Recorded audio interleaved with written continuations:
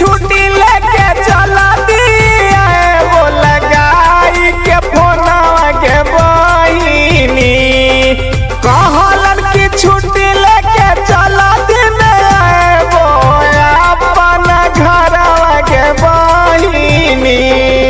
देशवा के खातिर दे देलन जनावा शहीदवा भेलन के बहिनी देशवा के खातिर दे देलन जनावा सपनवा भेलन के बहिनी।